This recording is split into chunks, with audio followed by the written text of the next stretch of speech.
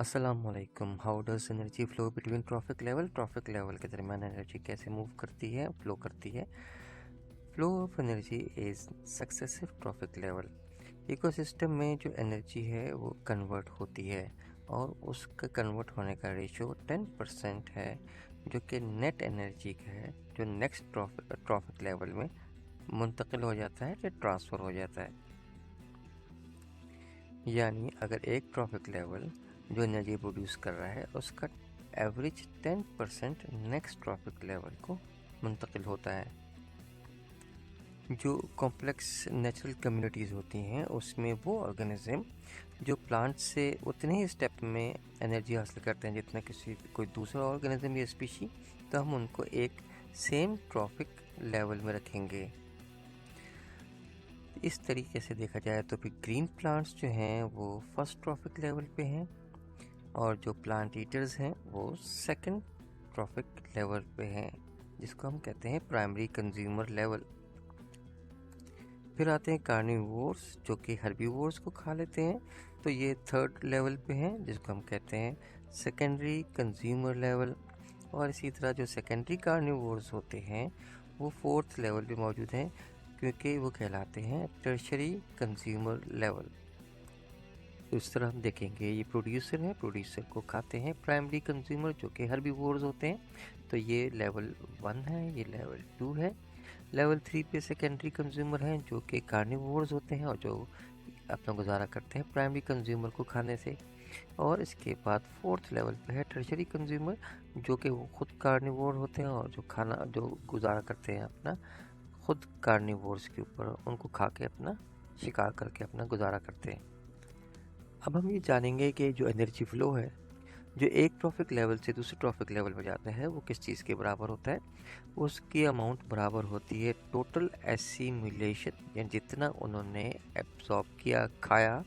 जैसे अगर हम प्राइमरी कंज्यूमर की बात करें जिसमें गाय है, घोड़ा है, डियर भी है, रैबिट्स भी हैं, इंसेक्ट्स भी हैं, ये हर्बीवोर होते हैं।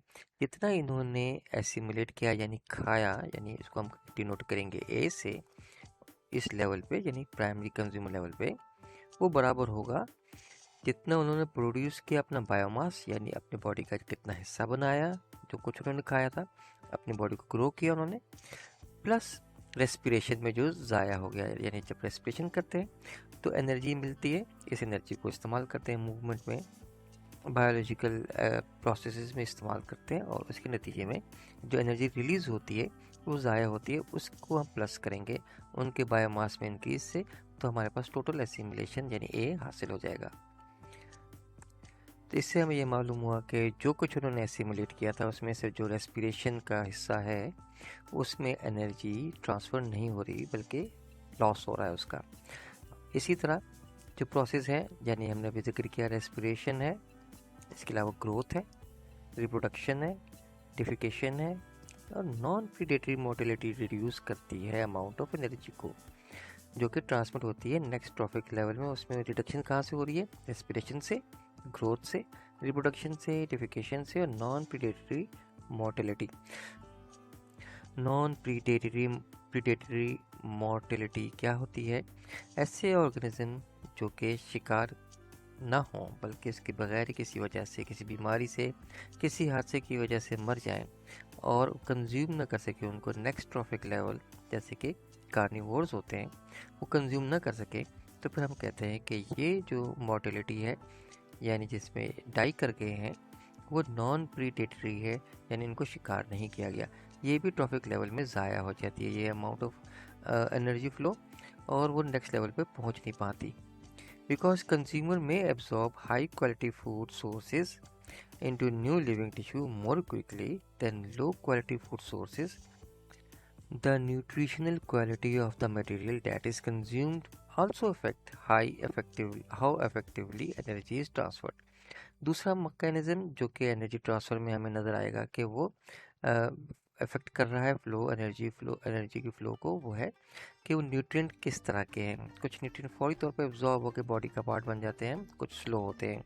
इससे भी एनर्जी का फ़्लो जो है वो अफेक्ट होता है to the next trophic level. Similarly decomposer जो हैं वो भी एक टिपिकल रोल रखते हैं, और वो क्या कर रहे होते हैं, ऑर्गेनिक मैटर को डिकम्पोज कर रहे होते हैं इनऑर्गेनिक एलिमेंट्स में या कंपाउंड्स में।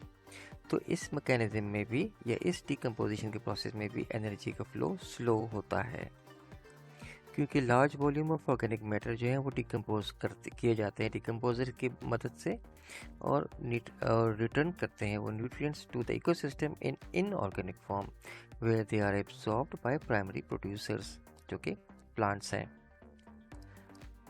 डिकम्पोजिशन के प्रोसेस के दौरान एनर्जी जनरेट नहीं होती मगर एमिट होती है, और इसकी वजह से जो एमिशन है वो हीट की फॉर्म में हमें मिलती है, और एनवायरनमेंट में हीट का इस लेवल इंक्रीज़ होता है। इस चीज़ को सामने रखते हुए हम ये कहते हैं कि प्लास्टिक फिर इस काम के लिए बहुत मौजू है, क्योंकि ये एनवायरनमेंट में डिकम्पोज नहीं होता। इसी तरह इंसान की बनाई हुई नई चीज़ों में यानी मॉडर्न थिंग्स में से बहुत सी चीज़ें ऐसी हैं जो डिकम्पोज नहीं होती, नतीजे में हीट का इंक्रीज़ हमें नहीं मिलता क्योंकि वो डिकम्पोज ही नहीं हो रही। इस तरीके से पूरे ट्रॉफिक लेवल में हम फ्लो ऑफ एनर्जी को ऑब्जर्व कर लेते हैं, जो कि सूरज की रोशनी से स्टार्ट होते हैं और डिकम्पोजर की डिकम्पोजिशन की प्रोसेस पर ख़त्म हो जाता है। That is all, thank you very much, अस्सलाम वालेकुम।